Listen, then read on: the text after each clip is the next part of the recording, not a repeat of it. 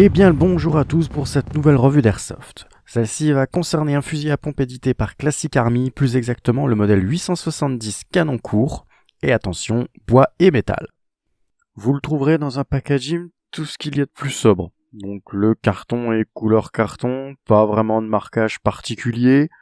Pour l'intérieur, bon, il y aura un peu plus de soin que d'habitude, je dirais, pour Classic Army, étant donné que ça va être une mousse qui sera prédécoupée et spécialement prévue pour ce fusil à pompe-là.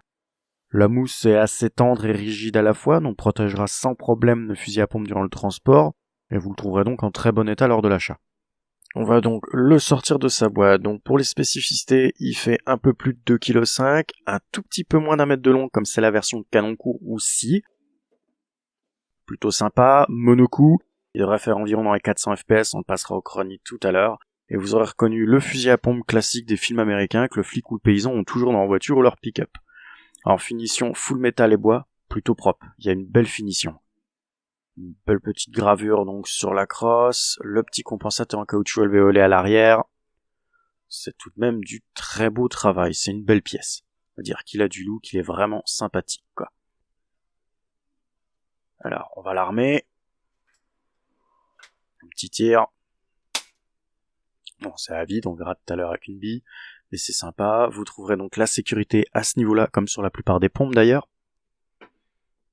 Le chargeur donc plastique 22 coups. Ils ont pris le temps de mettre la petite lamelle de chargement donc en couleur métallisée. Un petit plus pour le look, même si je regretterais toujours la fausse cartouche qui ajoute énormément sur les pompes quand même. Il y a un bel attache sangle métal à l'avant. Par contre à l'arrière ils ont oublié de le mettre. C'est dommage, il va falloir modifier la réplique si vous voulez mettre une sangle dessus. C'est un petit peu dommage quand même. Alors, l'éjecteur en métallisé, c'est chouette, mais par contre, pas fonctionnel. Dommage, ça aurait vraiment complété le look du fusil qui est vraiment excellent sur le reste. Le canon interne de la réplique fait une quarantaine de centimètres et va jusqu'au bout du canon.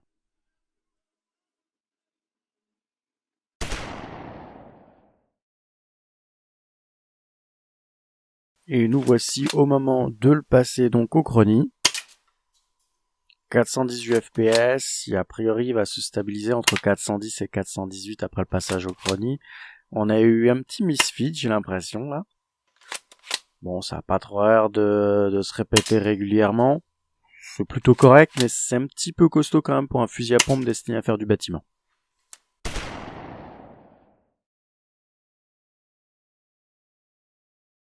Et nous voici donc à la fin de la vidéo et la partie en photo pour apprécier un peu plus en détail la qualité du bois et des finitions pour le métal. D'ordre général, c'est quand même un fusil à pompe qui a un super look. Eh bien, je vous remercie, j'espère que vous allez vous abonner, visionner mes autres vidéos et me rejoindre sur le site Zone Actu pour les articles en complément de ces vidéos.